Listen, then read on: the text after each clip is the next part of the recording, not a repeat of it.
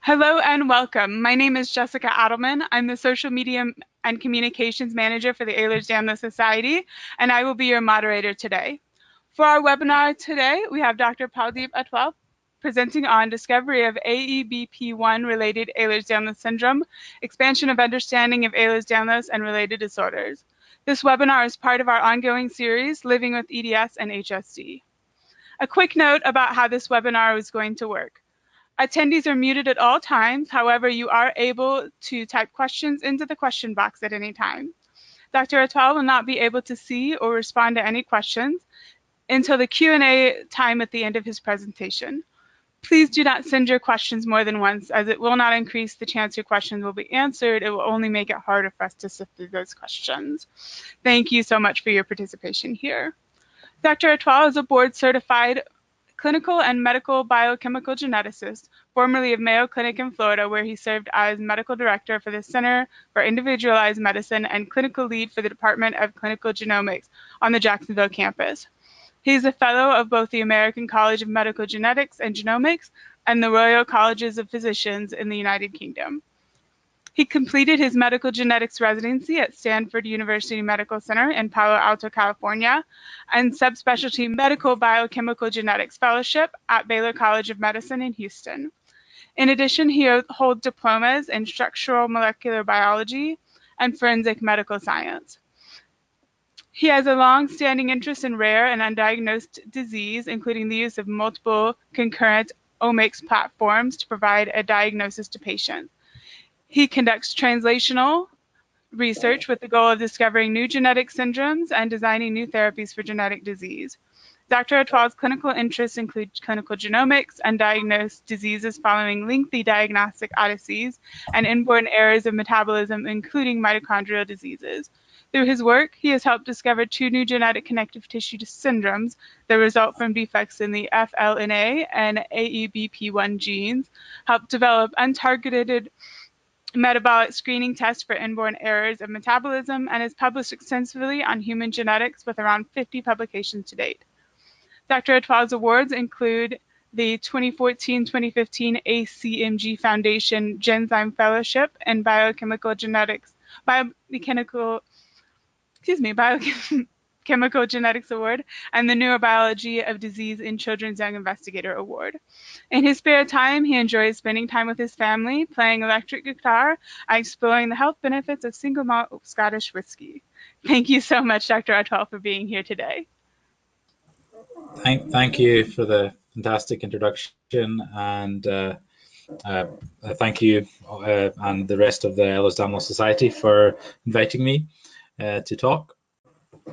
So today we're going to be talking about the discovery of a new form of Ehlers-Danlos syndrome due to changes in a gene called AEBP1. We're going to talk about what this means for the understanding of connective tissue disorders, Ehlers-Danlos syndromes in particular, and an expanded understanding of some of the underlying mechanisms.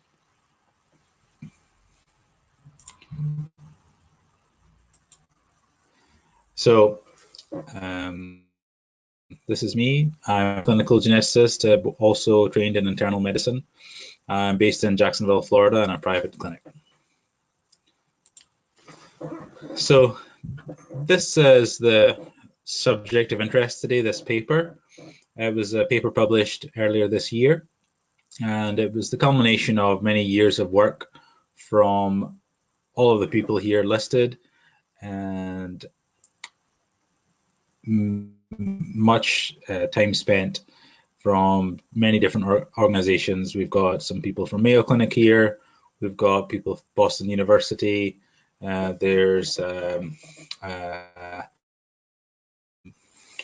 Maryland, Nelson McDonald, also well known as a collaborator from the Middle East as well. So a lot of effort and a lot of collaboration to make this discovery possible. And the title is Biallelic Alterations. There will be some medical terminology in this talk. I'll make sure to explain all of it as we go. Biallelic just means that there's 2 genetic changes in the gene. So biallelic alterations in AEBP1 lead to defective collagen assembly or collagen creation and connective tissue structure, resulting in a variant of Ehlers-Danlos syndrome.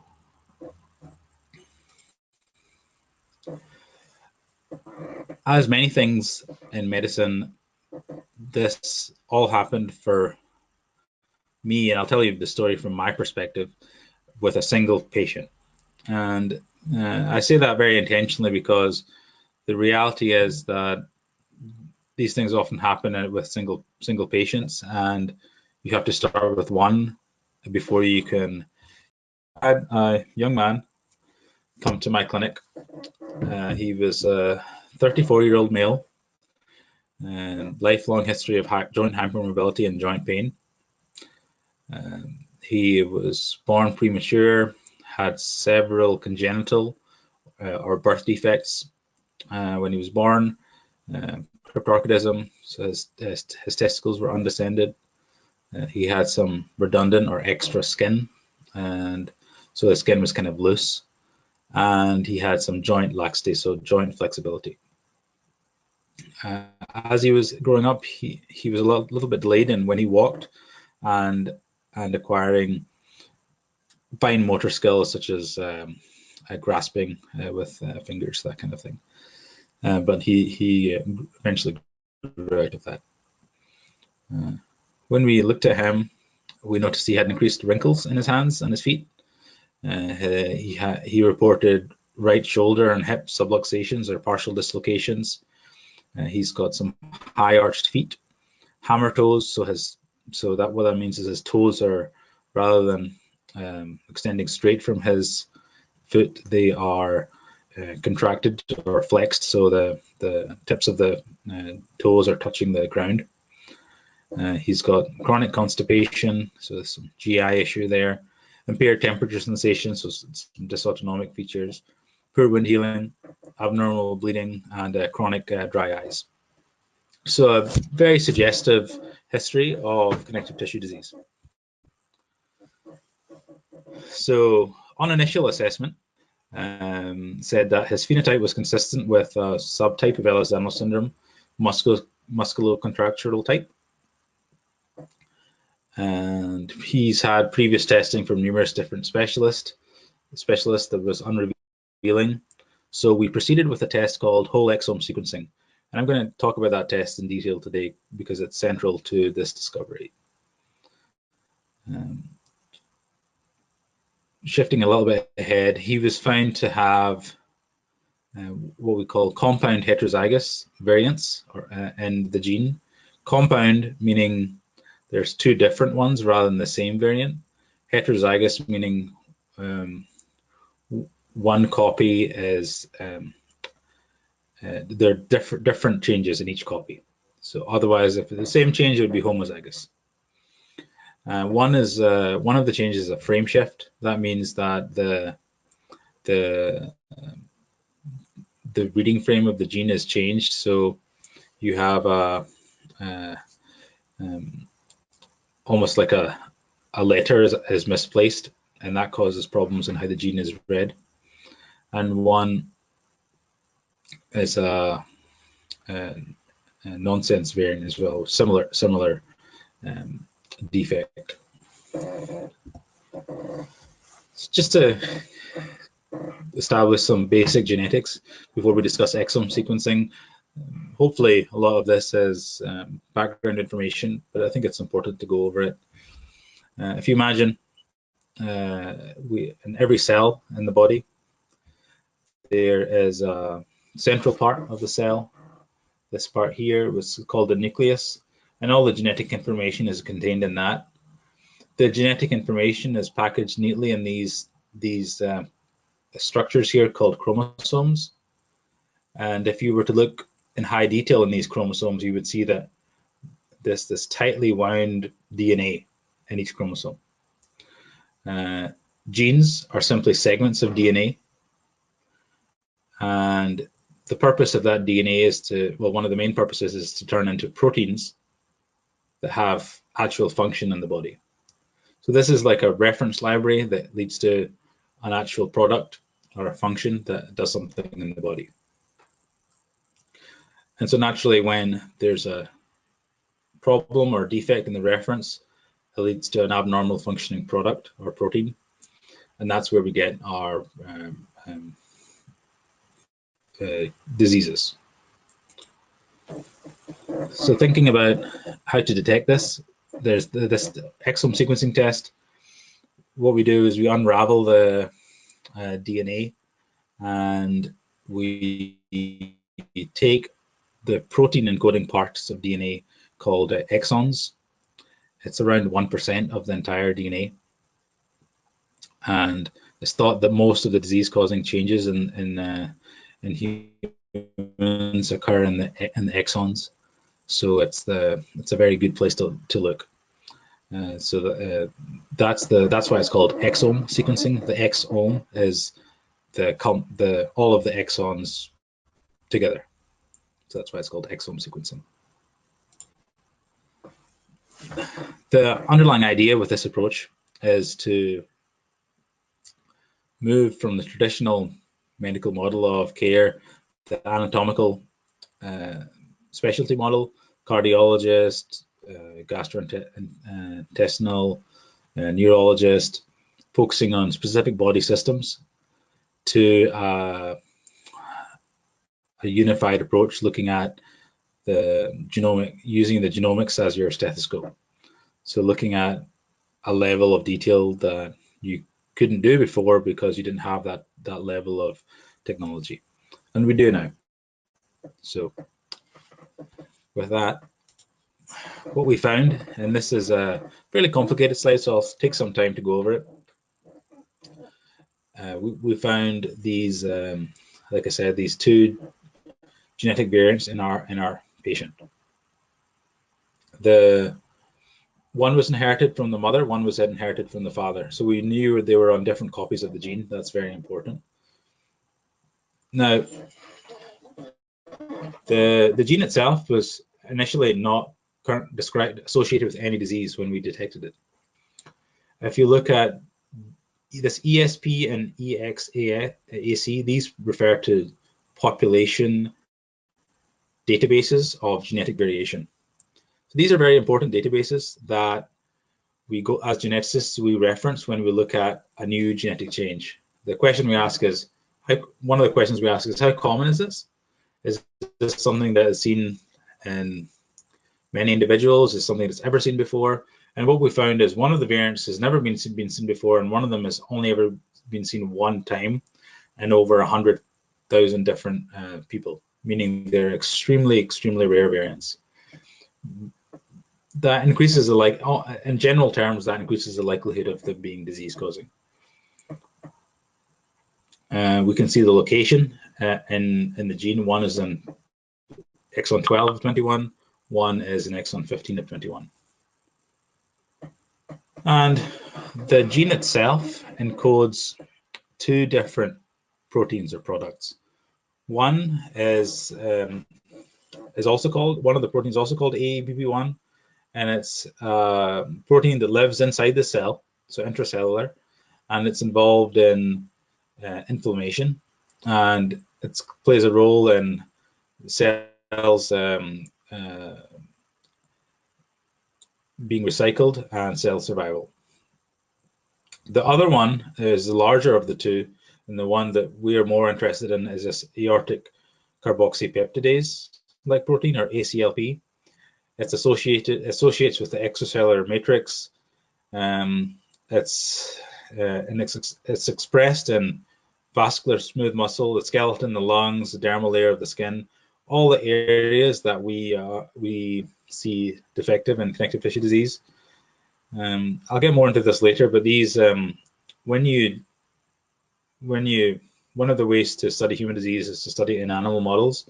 When you have an animal model where this gene is deficient, you get gastroschisis or GI disturbance, deficient wound repair, and poor fibroblast proliferation, or poor wound healing.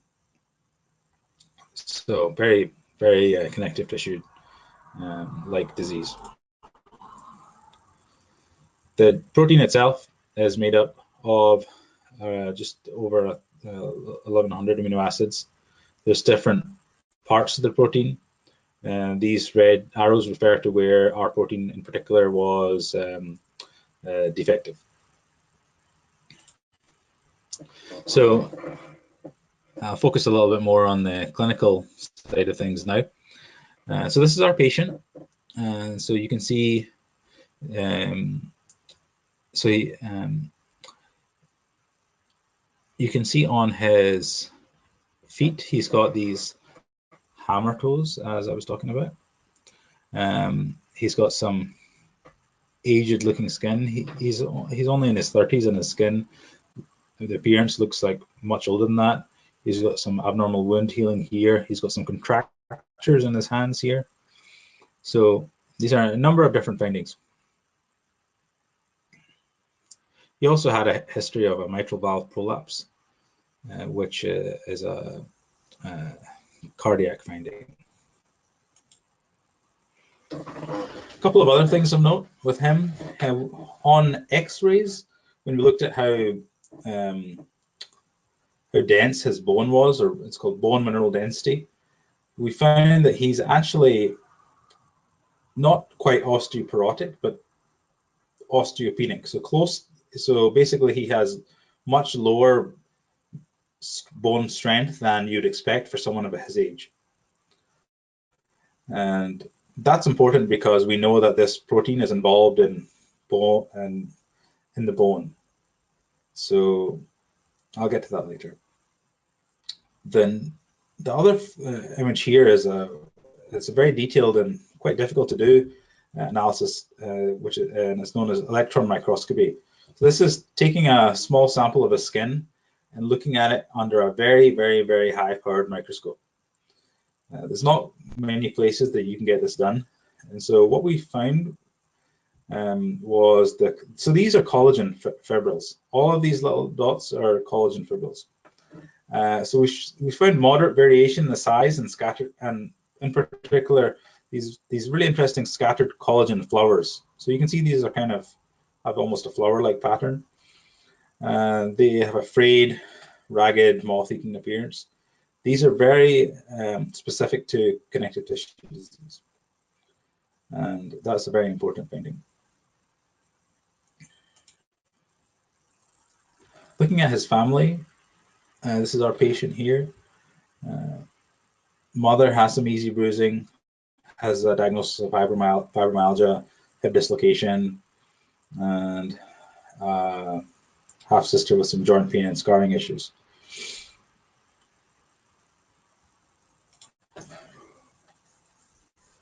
So at this point, we had this very interesting patient, and we had this very interesting genetic result. And so the diagnosis wasn't clear, so we needed to do some more work. So a couple of things happened at the same time. One of them was we looked at this gene and what research has been done on this gene, and what do we know about it. So we actually found that, to our luck and surprise, there was a researcher, Dr. Lane, at Boston University, who had actually been working on this gene for a few years and has already made a mouse model of it. What he demonstrated, this gene has never been known to be associated with human disease, but what he showed in the mouse was defective wound healing, and as I said previously, defective dermal fibroblast proliferation, which means the fibroblasts, or the growth cells of the skin, don't grow as well.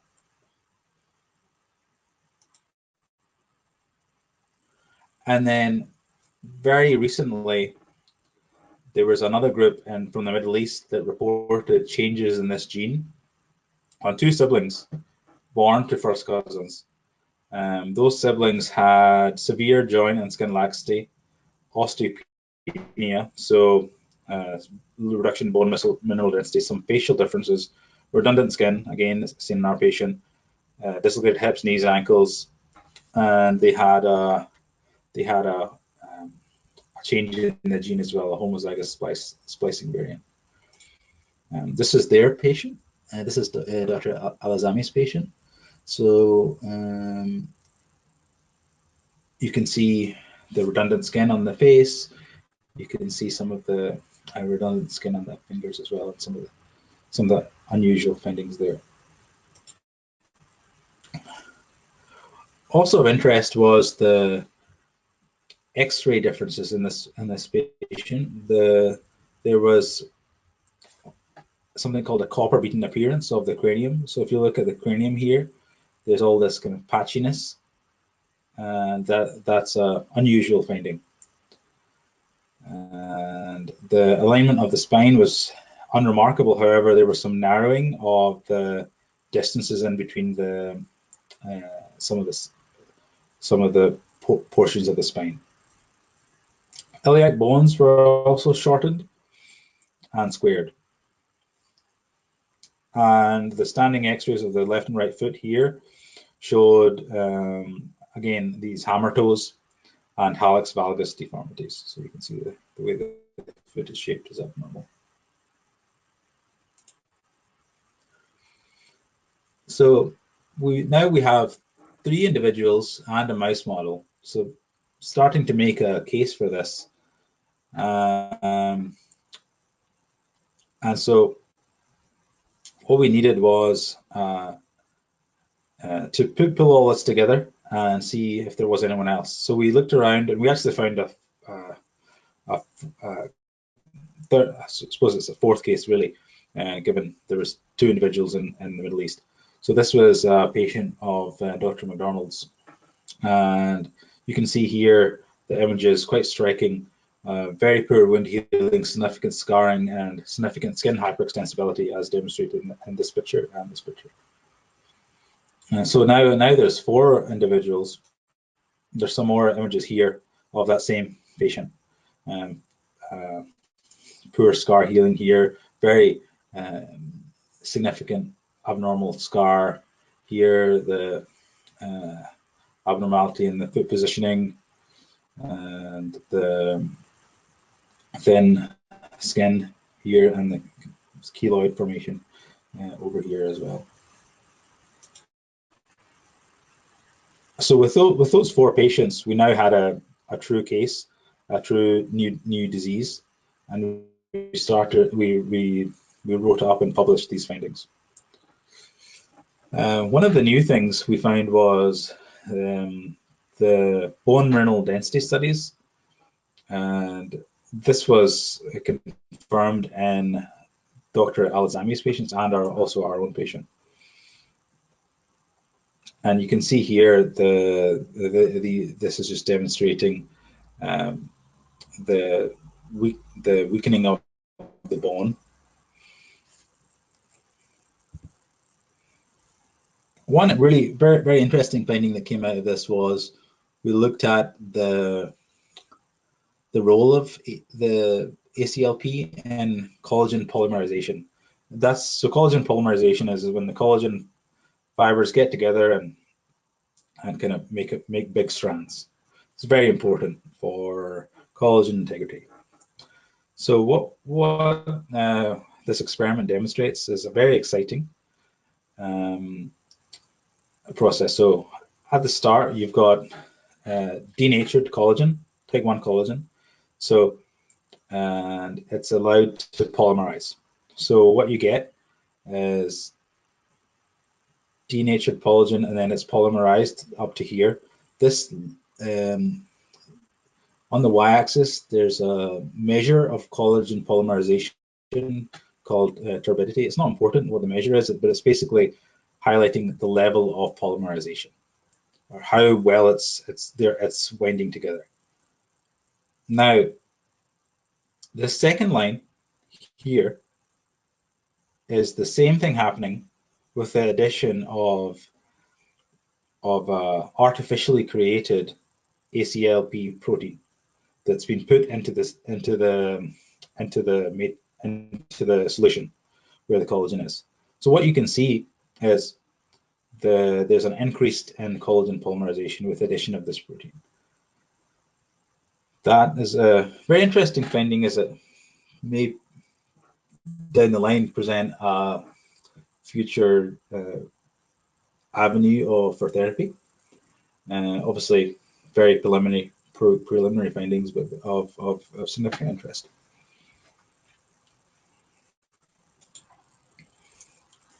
And then just thinking about this process, what we've done, this approach is fairly, it's not new, but it's the level of access to this approach has increased significantly with the advent of exome sequencing. So what we've done is through research of cellular pathways and study of these unique patients and pooling of these unique patients together. If we only had our one patient, we couldn't really make a case. We had to find that second, that third, and eventually we found our fourth patient to make the case. So when these individuals have these rare orphan diseases, they are described as human outliers. That presents a very unique opportunity to gain insight into human biology and extrapolate out the knowledge for the benefit of science. What we've learned about the role of ACLP and the extracellular matrix through just these 4 patients is really a significant step forward that we couldn't have done just looking at even like 1,000 patients who had normal functioning ACLP. You have to have individuals where something doesn't work and it makes a big change in their underlying biology. So just thinking about those, the summary of what I've said today, is we have 4 affected individuals with AEBP1 mutations. They present with a recognizable pattern of connective tissue disorders that fall into the Ehlers-Danlos syndrome spectrum. Some of the findings: joint hypermobility. They all had joint hypermobility, skin laxity. There was delayed wound healing. You could see the abnormal scarring on the pictures that I demonstrated. There was an individual with aortic dilation, which fits with this protein being expressed in the vasculature. And then there was osteoporosis or osteopenia, so some weakening of the density of the bone.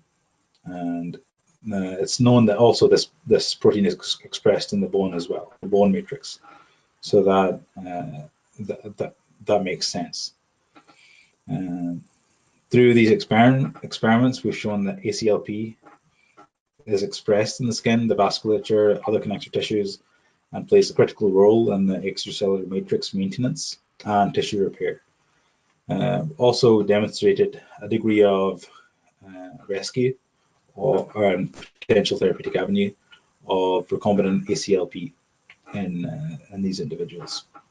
Oh, sorry, not in these in cell-based models that would need to be replicated in larger studies to see if it holds out. Obviously, there's a wide range of collaborators here.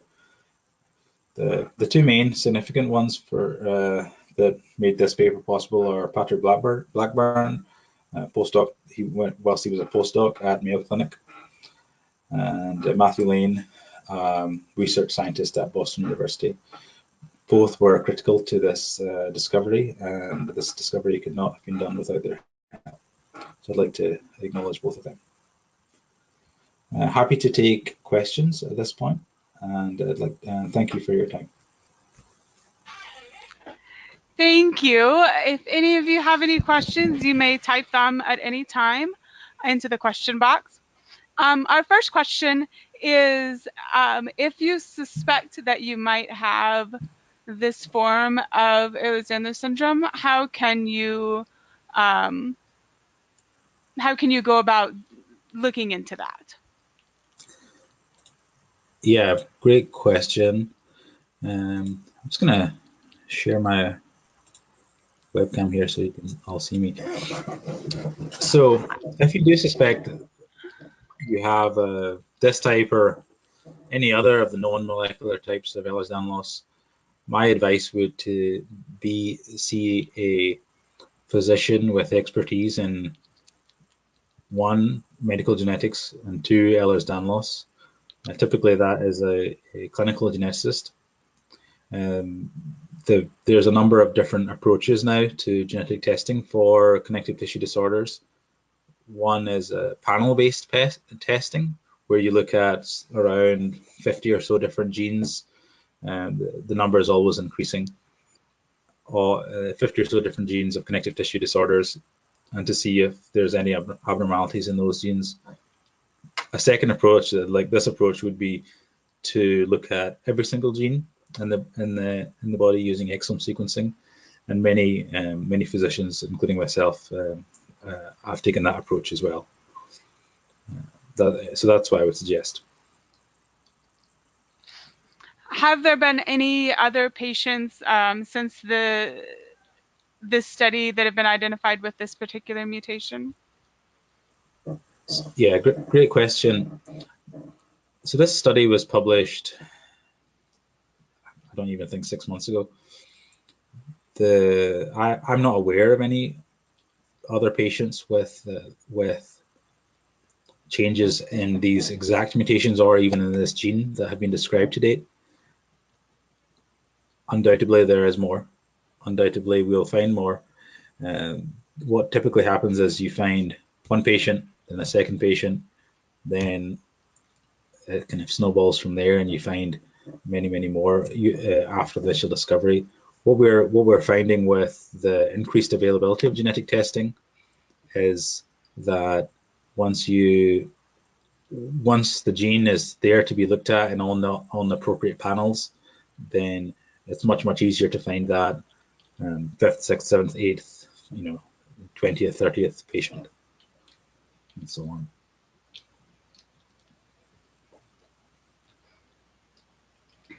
Is there any difference of opinion on EDS diagnosis by dermatological biopsy?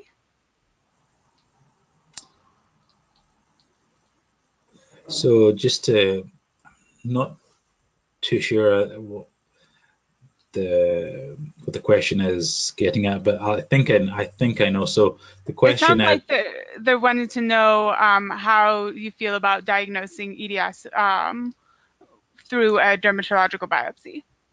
Right. So okay. So if you recall from the presentation, I showed a skin biopsy that was taken and looked at under electron microscopy, which demonstrated collagen fibrils.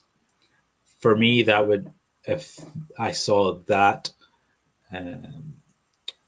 finding in electron microscopy from a skin biopsy in conjunction or alongside the described clinical features, I would feel comfortable with that diagnosis.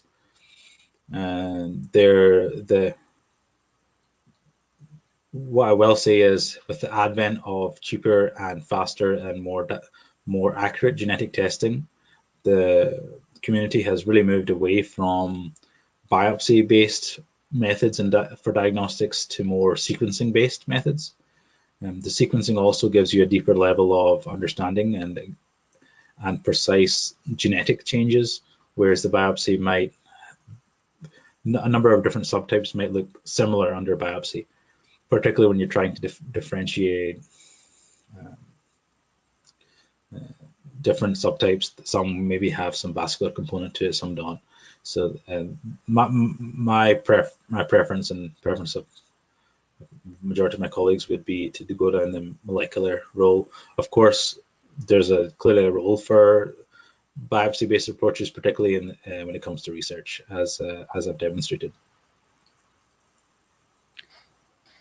This person said their grandparents were first cousins and saw it mentioned in patient history as well. Is that something that can contribute to EDS, these types of EDS? So there was 4 patients that I presented. 2 of the patients, and these were the patients from the collaborators in the Middle East. Their grandparents, their parents were first cousins. So while it does increase the risk of recessive conditions, meaning you need to have 2 changes in the gene to cause disease, it wouldn't be something that particularly increases the risk of Ehlers-Danlos syndrome, to my knowledge. So it wouldn't be something that I would say you'd be thinking about Ehlers-Danlos syndrome if you saw, in general, if you saw a history of consanguinity or related relatives higher in the family tree. Can you talk a little bit about how to get whole exome sequencing done? Is it expensive, or how does someone go about that kind of thing? Yeah, that's a really great question. So exome sequencing has been around in clinical practice since late 2012. It has increased in accuracy and diagnostic yield since then due to increases in, I would say, iterative small improvements over time in the approach and the experience and the databases and the collaborations that happen. So even if someone's had an exome sequencing, 2012, 2013, it might be worth looking at that data again. It doesn't need to be sequenced again, but even a reinterpretation of that data is of value. And many of the labs do it free of charge within a certain time frame. Common one is within a year of the sequencing. But to get more specific to your question, how do you initially get exome sequencing? Exome sequencing has to be ordered by a physician with expertise in genetics. So the vast majority of exome sequencing is ordered by clinical geneticists. There are other specialists that do have the ability to, or the expertise to order it. Some neurologists, perhaps. I've even heard of cases of an internist or a family medicine doc ordering it, although the likelihood of them being able to navigate the complexities of these very difficult to order genetic tests is, I would say, fairly low. So I wouldn't expect the average primary care or internist to be able to order this test. You would have to go to a geneticist, typically. Typically, that means an academic medical center. Obviously, there are others that have private clinics like myself, but that would be the approach. Thank you. Sorry, one other point on that was I believe you mentioned insurance. Insurance is a barrier in many things in medical practice in the United States. So there are a number of methods that we can take to work with insurance to get this testing covered and paid for, showing the benefit from diagnostic yield, from reducing the length of diagnostic odyssey, to saving of dollars and reducing unnecessary testing, other testing. And there's many publications demonstrating that we use to advocate. Another reason to go to someone who really knows about this test. They're able to advocate on your behalf to get this testing approved and covered, much better than, let's say, someone who doesn't really have much experience in this type of testing. Do you have any insights on where this discovery is leading to? What questions need to be answered next?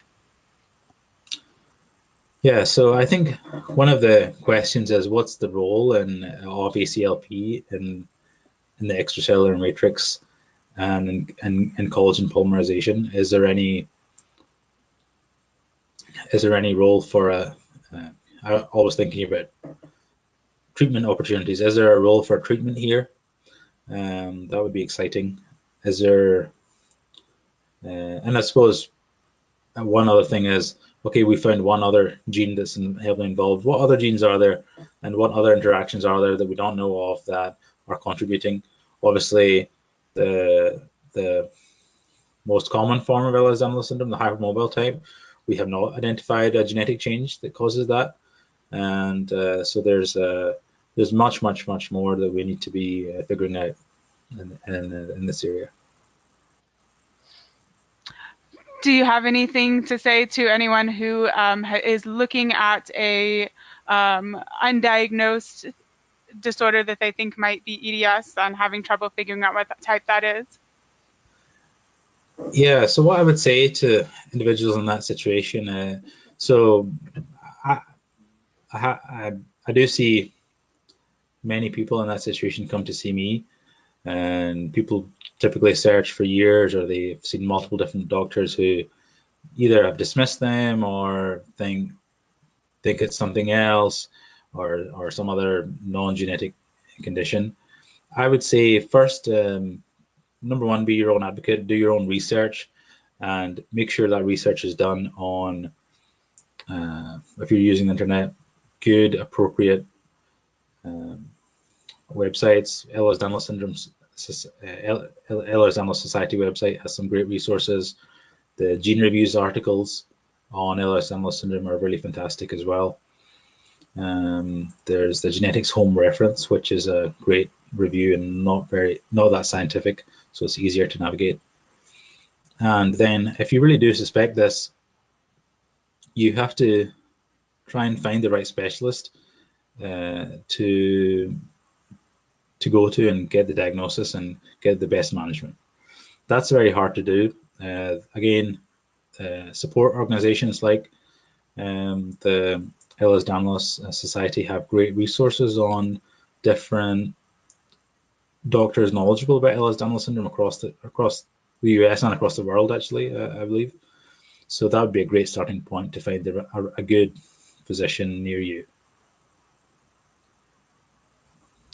Thank you so much. It doesn't look like we have any more questions today, just some thanks and some enthusiasm for your work. So thank you so much for being here with us today. Oh, yeah, absolutely. My pleasure. Thank you, everyone. Thank you.